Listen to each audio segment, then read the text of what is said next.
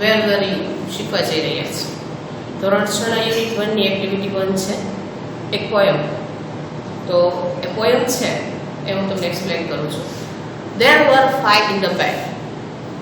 There not 5 ત્યાં were એટલે હતા, 5 એટલે 5 બાળકો, in the bed એટલે પથારી, પથારીમાં 5 બાળકો હતા.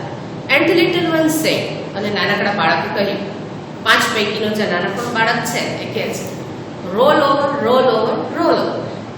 બધા ગોળ રોલ થાવ. So they all rolled over.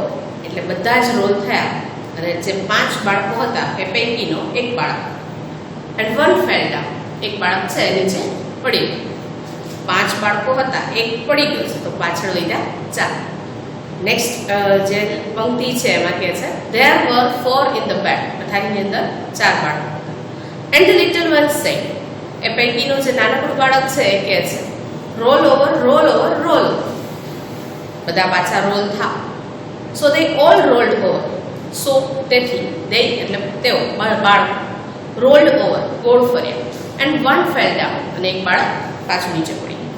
There were 3 in the bed. થાળીની અંદર 3 બાળકો હતા. And the little one said, નાનકડા બાળકે કહ્યું, roll over, roll over, roll over. ફરી પાછા રોલ થાવ. So they all rolled over. બધા રોલ થયા. And one fell down. અને એક બાળક છે એ નીચે પડી ગયું. There were 2 in the bed. હવે પથારીની અંદર ફક્ત 2 જ બાળકો છે. And the little one said, અને નાનકડાએ કીધું, roll over, roll over, roll over. બધા પાછા રોલ થાવ. So they all rolled over and one fell down. બધા જ પાછા રોલ થયા અને એક બાળક નીચે પડી ગયું. હવે બધા 5 પૈકીના 4 બાળકો નીચે પડી ગયા એટલે છેલ્લે કેટલા બાળકો રહ્યા? 1. તો there was 1 in the bed. પથારીની અંદર એક બાળક હતું. And the little one said, નાનકડા બાળકે કહ્યું, good night, શુભ રાત્રિ. નાનકડા બાળક છે એની આ યુક્તિ હતી બેડને પચાવી પાડવાની. હવે એને આધારિત આપણે પીડીએફ જોઈએ. પીડીએફ છે એ મેં આપણા વોટ્સએપ ગ્રુપની અંદર મૂકેલી છે. તો પીડીએફ 1 છે એની અંદર હાર્ડવર્ડ્સ છે યુનિટ 1 ના. ત્યારબાદ જે એક્સરસાઇઝીસ તમારે કરવાની છે એ પીડીએફમાં આપેલી છે. અને એને આધારિત જે એક્ટિવિટીઝ છે એ આપણે અત્યારે જોઈ રહ્યા છીએ. તો એક્ટિવિટી 2 છે એ છે કાવ્યના આધારે રાઇમિંગ વર્ડ લખો. તો અહીંયા છે ગીતમાંથી ઉદાહરણ મુજબ રાઇમિંગ વર્ડ શોધો. તો RED રેડ એનો રાઇમિંગ વર્ડ થાય છે BED bed. NIRIGHT right rhyming word થાય છે NIGHT night. TALL tall rhyming word છે ALL all. TREE tree rhyming word થાય છે THREE tree. ALIVE alive રાઇમિંગ વર્ડ થાય છે FIVE fire. SAND sand AND end. FOOD food GOOD good. BELL bell FELL fell. BROWN brown DOWN down.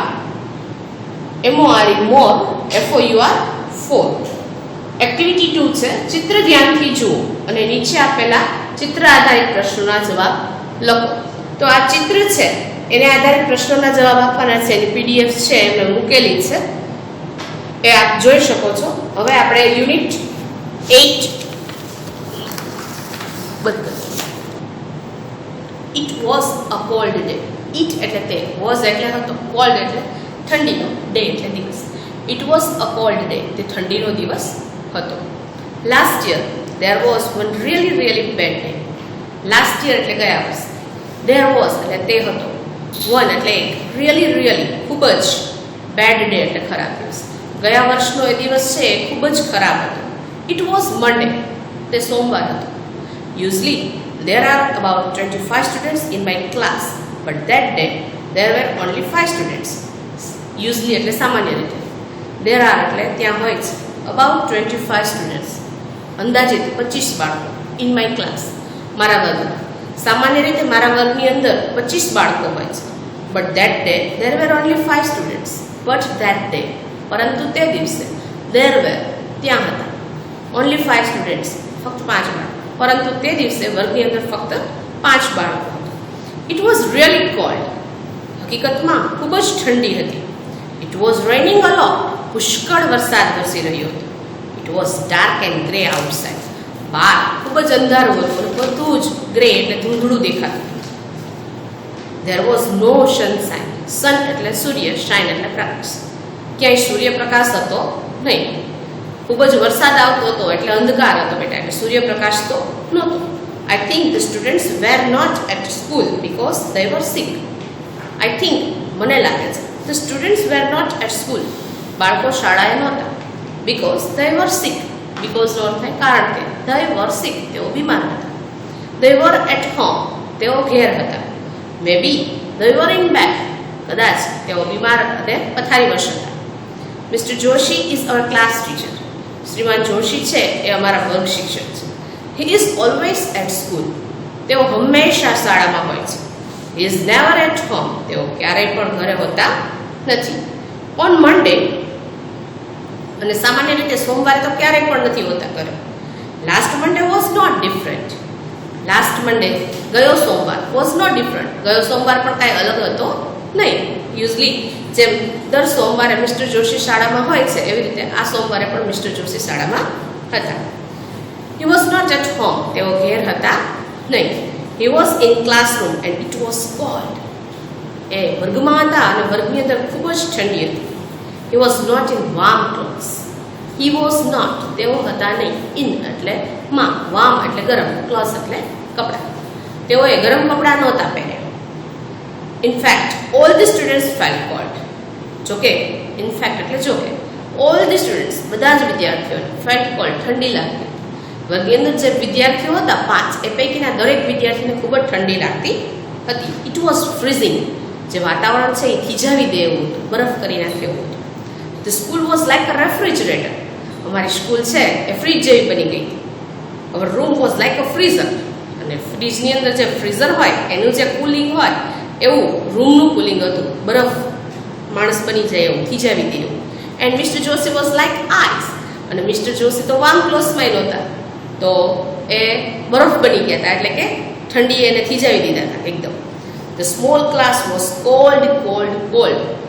જે નાનકડો એવો વર્ગ છે એ ખૂબ જ ઠંડો ઠંડો એકદમ ઠંડો થઈ ગયો. It was raining heavily. પુષ્કળ વરસાદ વરસતો હતો. I left the school early. I એટલે મેં, લેફ્ટ એટલે છોડી દીધી, એટલે કે નીકળી ગયું. સ્કૂલ શાળા, અર્લી એટલે વહેલી. હું શાળામાંથી વહેલો ઘેર જવા માટે નીકળી ગયો. The rain stopped at night. The rain એટલે વરસાદ, સ્ટોપ્ડ એટલે અટકી ગયો. એટ નાઇટ રાત્રે. રાત્રે વરસાદ વરસતો બંધ થઈ ગયો. Next day the sun was shining. Next day એટલે પછીના દિવસે, બીજા દિવસે. The sun was shining. સૂર્ય પ્રકાશી રહ્યો હતો. So everything was okay. બધું જ બરાબર હતું. There was 25 students, not only 5. વર્ગની અંદર 25 બાળકો હતા, નહીં કે 5. But where was Mr. Joshi? પણ મિસ્ટર જોશી ક્યાં હતા? He wasn't there. Mister Joshi વર્ગમાં હતા નહીં. He was at home. તેઓ ઘેર હતા. Sick in bed. બીમાર હતા અને પથારીમાં. કેમ કે આગલા દિવસે જ્યારે વરસાદ વરસતો હતો એને ત્યારે મિસ્ટર જોશીએ કંઈ ગરમ કપડાં પહેર્યા નહોતા, એટલે ઠંડી લાગવાથી મિસ્ટર જોશી બીમાર પડી ગયા અને નેક્સ્ટ ડે તેઓ પથારીમાં હતા. હવે પછીની જે એક્સરસાઇઝ છે એ છે ઘટનાના આધારે ખાલી જગ્યા પૂરો.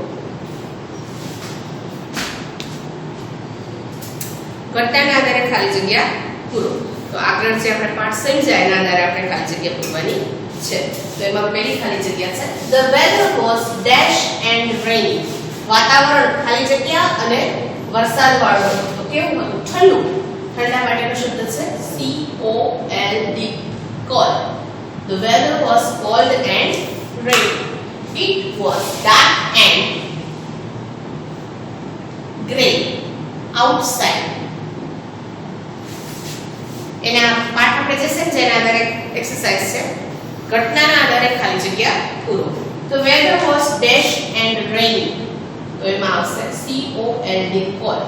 The weather was cold and rainy. It was dark and grey outside. Many students were not at the.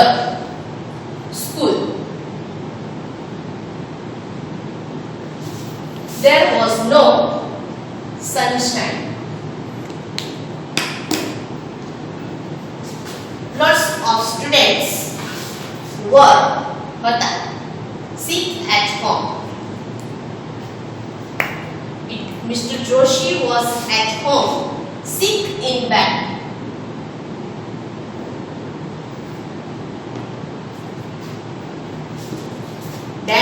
The dash was like a freezer, the room.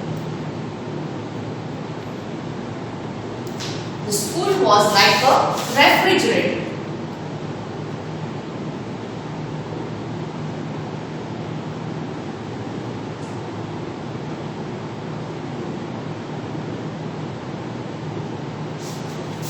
The dash at night. The dash at night. The rain stopped. At night. Mr. Joshi was dash next day. Mr. Joshi બીજે દિવસે કયા તો કે ઘેર at home.